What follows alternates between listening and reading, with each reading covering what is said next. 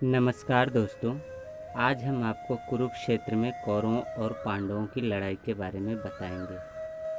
कुरुक्षेत्र में कौरवों और पांडवों के बीच 18 दिन तक घमासान युद्ध चला था। एक ओर धर्म के लिए लड़ने वाले पांडव थे तो दूसरी ओर छल कपट और धोखा देने में माहिर कौरव। उन्होंने छल से युद्ध जीतने के लिए एक रणनीति बनाई।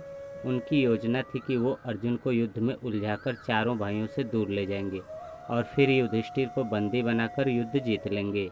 अब युद्ध वाले दिन कौरव सेना की एक टुकड़ी अर्जुन से युद्ध करते हुए उन्हें रणभूमि से दूर ले गई।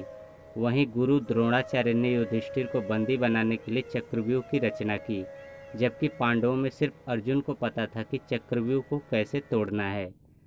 अर्जुन के दूर जाते ही गुरु द्रोणाचार्य ने पांडवों को ललकारते हुए कहा कि या तो युद्ध लड़ो या फिर हार मान लो। युद्ध के नियम के अनुसार युद्ध लड़ना जरूरी था। यदि युद्ध न करते तो भी हार जाते और युद्ध करते तो भी हार निश्चित थी।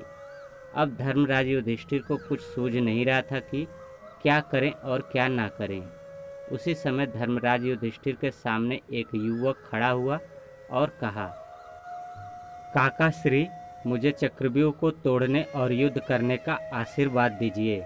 यह युवक कोई और नहीं बल्कि अर्जुन का पुत्र अभिमन्यु था। अभिमन्यु अभी मात्र 16 वर्ष का ही था, लेकिन सभी जानते थे कि वह युद्ध कौशल में अपने पिता के जैसा ही निपुण है। युधिष्ठिर ने अभिमन्यु को मना किया, लेकिन अभिमन्यु नहीं माना और उसने कहा, मुझे चक्रव्यूह तोड़ना आता है। जब मैं अपनी माँ के गर्भ में था तो पिता ने माँ को चक्रव्यूह तोड़ने का तरीका बताया था। बस तभी मैंने इसे सीख लिया था। मैं आगे रहूँगा और आप सब मेरे पीछे पीछे आइए। हार मानकर युधिष्ठिर ने अभिमन्यु की बात मान ली और सभी युद्ध के लिए तैयार हो गए। सबसे आगे अभिमन्यु था और बाकी सब उसके पीछे। अभिमन्यु को रणक्षेत्र में देखकर कौरव मजाक उड़ाने लगे कि यह छोटा बालक क्या युद्ध करेगा। लेकिन जब उन्होंने अभिमन्यु के युद्ध कौशल को देखा तो उनके पसीने छूट गए। आगे बढ़ते हुए अभिमन्यु ने दुर्योधन के पुत्र लक्ष्मण को मार गिराया और चक्रव्यूह में प्रवेश कर गया।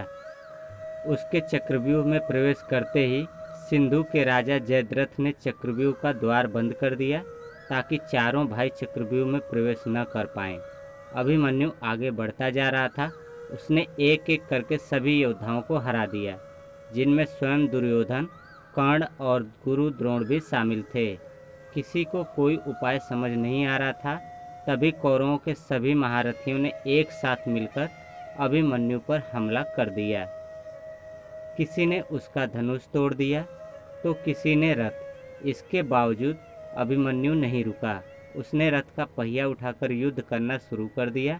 बड़े बड़े महारथियों के साथ वीर अभिमन्यु अकेला लड़ता रहा, लेकिन वह अकेला कब तक लड़ता। अंत में सभी ने मिलकर उसकी हत्या कर दी और अभिमन्यु वीर गति को प्राप्त हुआ। अभिमन्यु की मृत्यु के बाद अर्जुन ने प्रतिज्ञा ली कि वह अगले दिन युद्ध में जयद्रथ का वध कर देगा। आज सूरवीर अभिमन्यु का नाम कर्ण और अर्जुन से भी पहले सम्मान के साथ लिया जाता है। तो दोस्तों, कैसी लगी हमारी ये कहानी हमें कमेंट करके ज़रूर बताएं और वीडियो पसंद आई हो तो ज़्यादा से ज़्यादा लाइक और शेयर करें और चैनल को सब्सक्राइब भी करें।